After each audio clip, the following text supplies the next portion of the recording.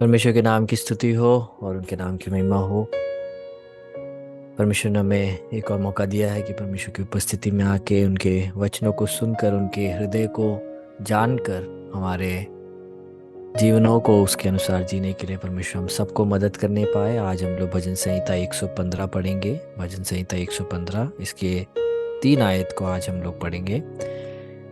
उसमें ऐसे लिखा हुआ है, हे यहोवा, हमारी नहीं वरन अपने ही नाम की महिमा अपनी करुणा और सच्चाई के निमित्त कर। दूसरा आयत, जाति जाति के लोग क्यों कहने पाए कि उनका परमेश्वर कहाँ रहा। तीसरा आयत, हमारा परमेश्वर तो स्वर्ग में है, उसने जो चाहा वही किया है। तो यहाँ पे परमेश्वर का दास यहाँ पे प्रार्थना से भरी हुई एक गीत को हमारे सामने वो पवित्र आत्मा की प्रेरणा में लिखता है।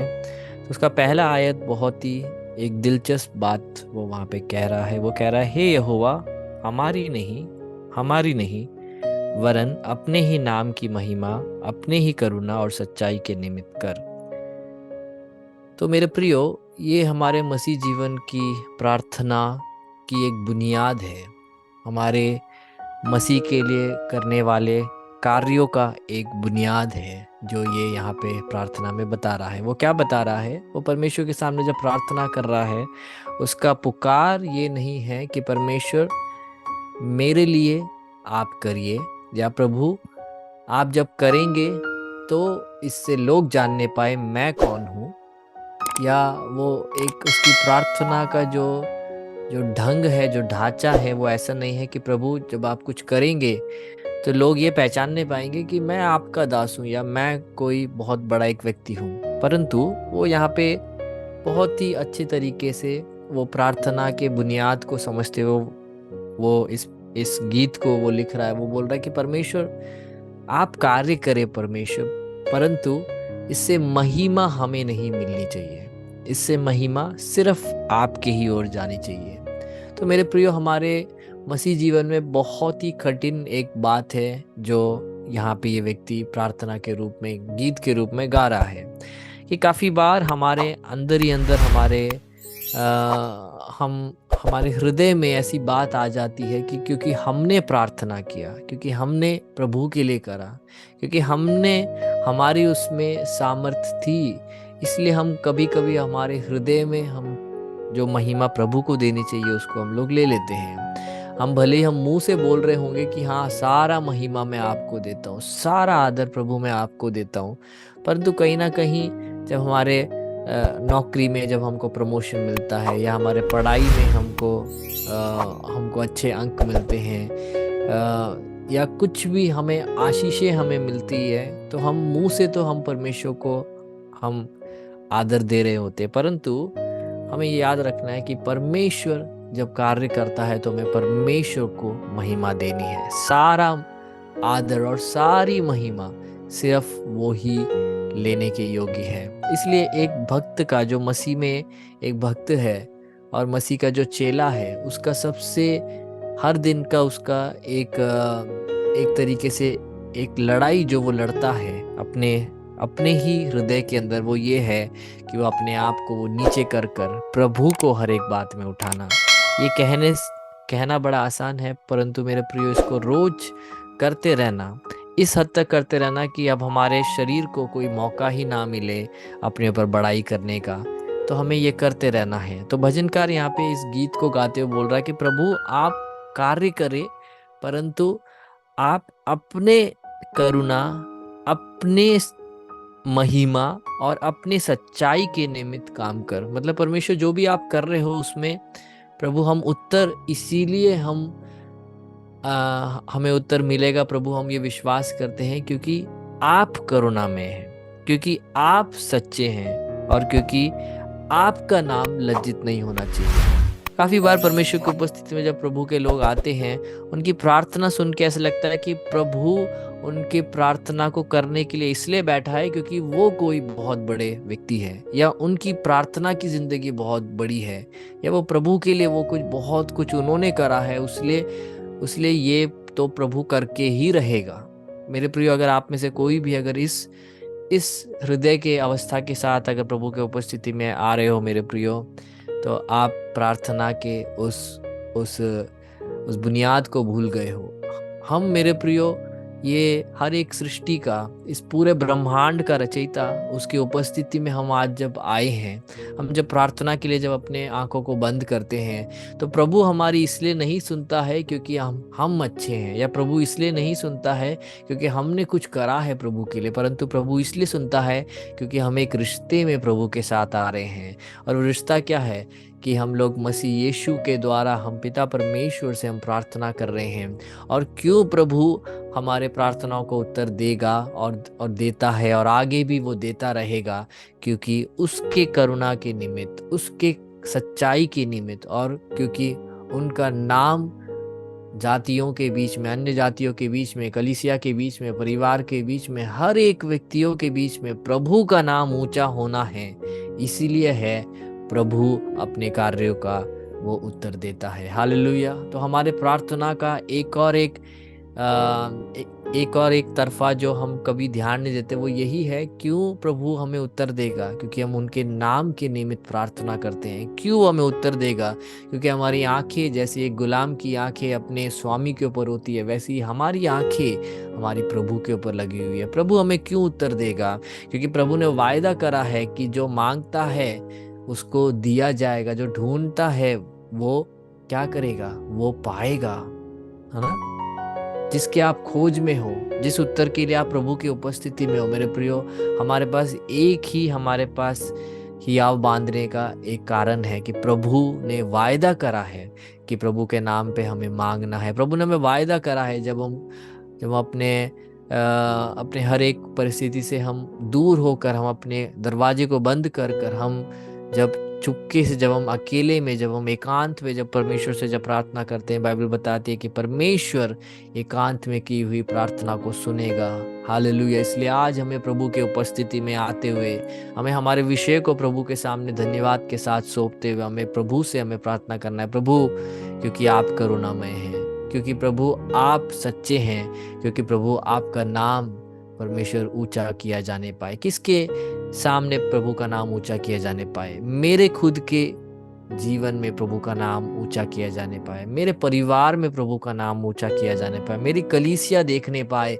कि मेरा परमेश्वर वो जिंदा खुदा है। इस सब के बाद है मेरे प्रियो जो अन्य जातियों को देखना है। हालेलुया। उसके बाद है जो देशों को, राज्यों को देखना है। हालेलुया।